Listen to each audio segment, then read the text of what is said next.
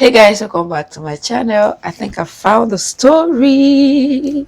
This one is also in parts. Okay, I'll be uploading one after the other. I'm not sitting down together to film a long guys, I'm not doing that. I'm not even feeling so fine, but yet I'm working. So I'll do one, rest, do another one. So let's hear. My mother said this story took 15 years to unfold and it only gets worse. Wow. Okay. My mother-in-law once told me, my husband, to choose. Let's start from the beginning. My mother-in-law once told my husband, choose her or me. And that wasn't even close to the worst of it. I think it's time I tell my side of the story. It's been 15 years, so if you see me looking past, it's to my iPad because I made a timeline. But let me start at the beginning. For privacy, I'm going to call my mother-in-law Penny and my husband Colton. And the crazy part is I actually knew my mother-in-law before I even met my husband. She had been a server at the Olive Garden for years, and I had just started as a hostess. I was also in college. She was nice to me. We worked together just fine. She did used to walk around, though, showing pictures of her son to the female servers, saying, "Look at my son, he's so handsome." And I did not want any part of that. She already obviously had a hand in his love life.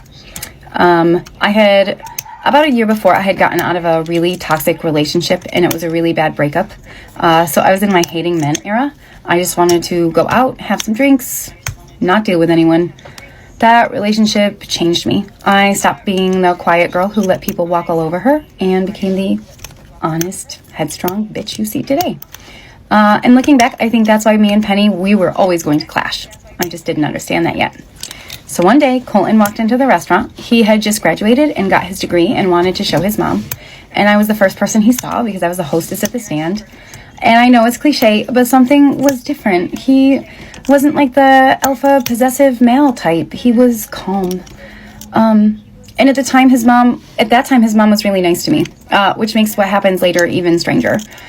So not long after that, he Facebook messaged me and we hung out. We went to grab some food, and then we went with a group of my friends from the Olive Garden to this abandoned limestone quarry. It has tunnels and rock formations, and everyone would say it's haunted because in 1918 there was an explosion that killed 50 men. So it was like this local haunted spot that people would go to. So we did, and the more I hung out with him, the more I realized I liked him. And then our first date, we headed up to the Adirondacks, and we hiked just a little mountain. And it was fun and it was easy. So we started dating. And that's when his mom's energy completely changed. I started spending a lot of time at his house because his house was about 10 minutes from... I think I've been able to figure out why mother-in-laws have, or mothers have issues with some girls that their sons are dating. Especially all those women that look to their son as their husbands. Women that do that, what I've come to realize are women that are emotionally starved by their husband. Some of them have husbands, but because the man is not supplying their emotional needs, they turn to their child. They don't even know what they are doing. They turn to their sons. Their son becomes their heaven, everything becomes their heaven on earth. So they want to make sure they're involved in everything that pertains to that child. They want to pick out the girls. And if a girl, they notice that a girl is headstrong, a girl has a mind of her own, they'll start having issue with that girl because in their mind, that girl is coming to steal their son. The girl is coming to steal their husband. Where we worked, and he worked at Red Lobster, which was practically across the street. And my house, my mom's, was like 45 minutes away. So it made sense. And that's when the problems really started. It was little comments, like snide remarks, digs, silent treatments, just bad vibes. And then the whispering at work, like these 40-year-old waitresses whispering at work. And she suddenly needed him home all the time. He was working, he was in college, he was trying to date me, but she wanted him there, alone, always. Penny has epilepsy, and epilepsy is real and it's serious. Chronic illnesses are real and they're serious. I've had my own health struggles.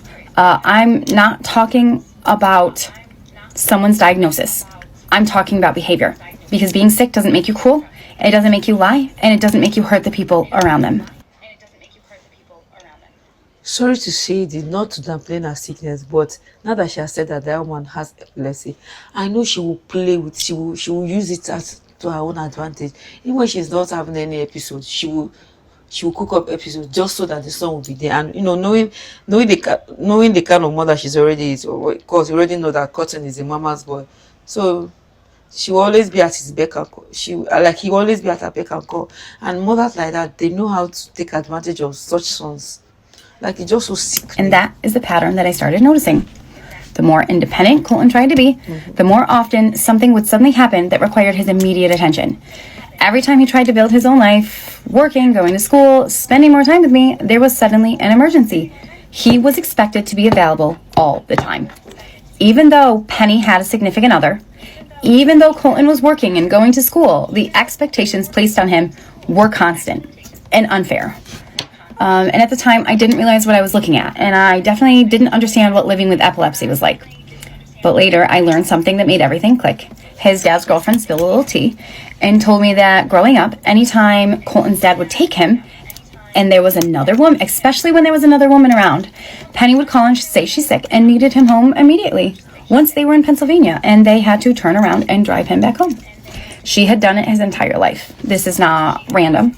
It was when her control started slipping, and that is the pattern. So, as she started saying she was sick more often, I tried to be helpful. I would bring over movies from Blockbuster. I would bring over wine. I would sit with her, and we would hang out. And I'll note, she drank the alcohol just fine. And one night, I went over and cooked a big dinner for everyone. So, there was me and Colton, Penny, her significant other Max, and Colton's younger brother. I cooked chicken parmesan, salad, bread, like the whole works. At one point during the night, Penny started talking about this girl that Colton worked with. Her name was Brooke. She told me how beautiful Brooke was. She told me how sweet Brooke was. She told me that she just knew one day Colton was going to marry Brooke. As I was sitting there, as his girlfriend. We had been together for months. She said it while he wasn't in the room. And that's when I kind of realized this wasn't about me fitting in. It was about me being in the way. And that was kind of when I started thinking she didn't see me as a part of the family. She saw me as competition. So, after the Brooke comment, I sat there kind of startled. What do you say to that? We're in our 20s. We're dating. That's normal. In the more serious, we became the worse it got. Shortly after that, Penny had a birthday barbecue.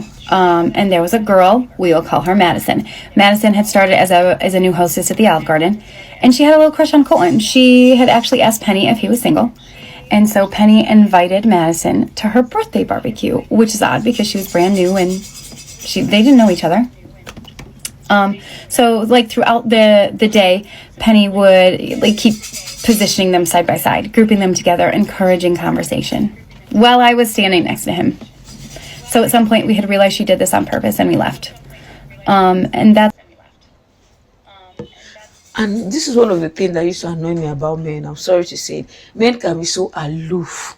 Things are happening around them, but they will not notice it. Like something is happening even before their very eyes, they will not notice it. Like, how aloof can one be? Men, you guys need to explain it to me. Like, how do your brain work that something is happening around you, don't take note of it? it wasn't about disliking me. She was actively trying to replace me. So then they started calling for family meetings. We would sit down. It was Penny, Max, her significant other, Colton, sometimes his younger brother, but most of the time not, and me. And it wasn't a discussion though. Max dominated the room. He's this big Italian guy who really loves being intimidating. So he didn't let anyone else talk. He talked over us. It was not a conversation, it was a lecture. There was no attempt at understanding our side. There was no back and forth. It was very much our way or the highway. They said I didn't have to be with Colton all the time. Penny said I disrespected her. Penny said I'd never be as important as she is, and that Colton would never choose me. That's when it started clicking for me, because in the beginning, you're like, what did I do? Why does this woman hate me so much? But the truth was, Penny never hated me for something I did. The real problem was that I was not someone that can be controlled, and I wasn't going to let her control her son either. So Max then sent Colton a long email, which he did all the time. He would send long emails ranting and raving. And I wish I still had some of them because they were truly awful. In it, he told Colton we are not a package deal, that I would have to earn a relationship with him.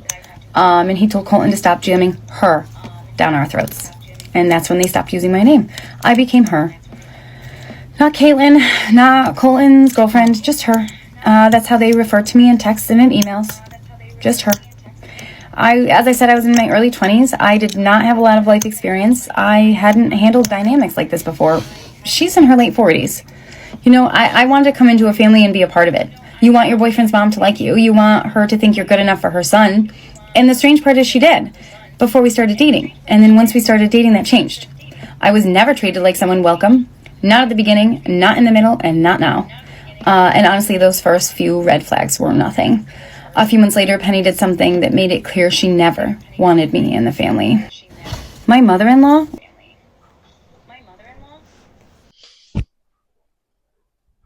When I tell you that women can be more deadly than men, like I wish that women would start sharing more of what their fellow women have done to them. Like it will amaze you guys, women. Because tell me why. And she has her boyfriend, her significant other, yet she wants to ruin the life of her son. And there are a lot of mothers like this. Mothers like this, there are a lot of them. Like because you know that men are emotionally absent for a lot of women. So imagine the number of mothers like this. Just imagine it.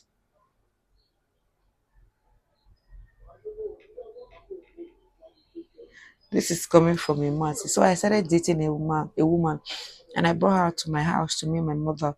And my mother phoned me later to say she didn't like her. I said, "Don't worry, we won't be visiting again." We ignored my mother for 6 months, and suddenly my girlfriend was invited for Sunday lunch and every Sunday for years. You see? Now this one is a man. This is a man. I that I don't even want to say anything. I'll see you part two. This story we are going to be listening to all of them. I think she's still even uploading. So okay, let's keep. I'll do it as she's doing it. See you guys. Bye.